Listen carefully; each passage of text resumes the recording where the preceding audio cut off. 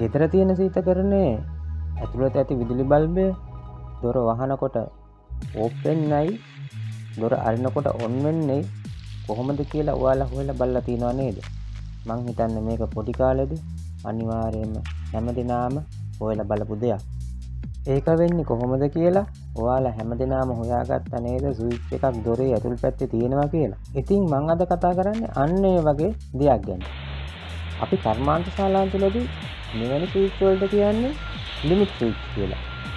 එහෙනම් ඉතින් යාළුවෝ සියලු දෙනාම සාදරයෙන් පිළිගන්නවා සිංහලෙන් ටෙක් YouTube channel එකට. එකතු වෙලා ඉන්න මාත් එක්කලා අද මගේ මාතෘකාව වෙන්නේ limit switch.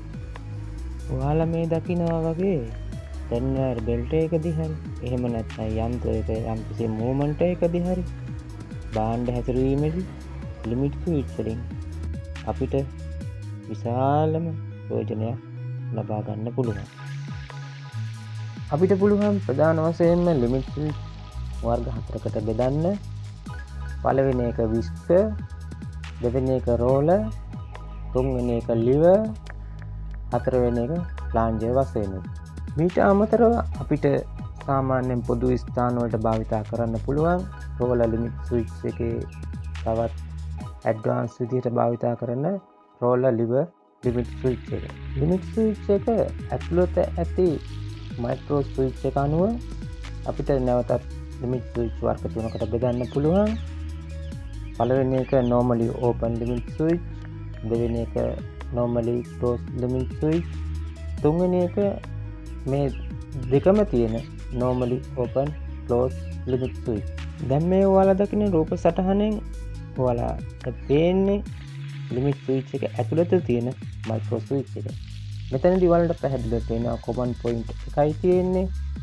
normally open point එකක් තියෙනවා. normally closed point එකක් තියෙනවා. ලිමිට් ස්විච් එකක් හැදිලා තියෙන්නේ ඉලෙක්ට්‍රෝ මෙකැනිකල් සිස්ටම් එකට. ඒ කියන්නේ මේක තනිකරම විදුලියෙන්ම ක්‍රියාත්මක කරන ස්විච් එකක් විදිහට වැඩ කරන්නේ නැහැ.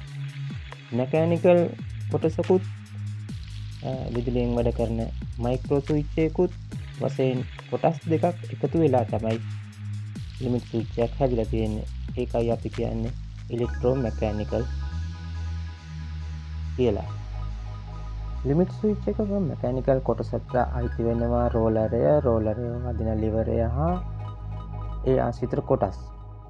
මේ ලිවරේ ක්‍රියාත්මක වන සියලුම කොටස් අයිති වන්නේ මෙකැනිකල් කොටසට. ලිමිට් ස්විච් එකේ ඇතුළට ඇති මයික්‍රෝ ස්විච් එක හෝ ඒ ආශ්‍රිත අනිකුත් ස්විච්යන් අයිති වන්නේ ඉලෙක්ට්‍රිකල් කොටසට. කර්මාන්ත ශාලාවල යන්ත්‍ර සඳහා ලිමිට් ස්විච් බොහෝ විට භාවිතා කරන්නේ සෙන්සර් භාවිතා කරන්න බැරි අවස්ථාවලදී. සෙන්සර් භාවිතා කරන්න බැරි අවස්ථා සාමාන්‍යයෙන් වෙන්නේ අධික තාපයට තිබෙන ස්ථානය, අධික අපිට මුදාෂ්ටක, අධික තෙල් ඔයිල් ග්‍රීස් වැනි දේවල් තියෙනවා නම් සෙන්සර් භාවිතා කරන්න බෑ. එවැනි අවස්ථාවලදී ලිමිට් ස්විච් භාවිතාව තමයි සාමාන්‍යයෙන් සිදුවන්නේ. මං හිතනවා සියලු දෙනාටම ලිමිට් ස්විච් එක ගැන යම්කිසි අවබෝධයක් ලැබෙන්නේ නැති කියලා. ඉතින් යාළුවනේ මම මෙතනින් අදට වීඩියෝ එක නතර කරනවා. නැවතත් සුපුරුදු විදිහට මෙවැනිම වීඩියෝ එකකින් ඉස්සරහට හම්බෙමු. එහෙනම් ගිහින් එන්නම් සියලු දෙනාටම සුබ දවසක් වේවා කියමින් ප්‍රාර්ථනා කරමින් මාත් එක්කලම ඉන්න සිංහලෙන් ටෙක් YouTube channel එක subscribe කරලා like කරලා තියාගන්න. සියලු දෙනාටම සුබ දවසක් වේවා.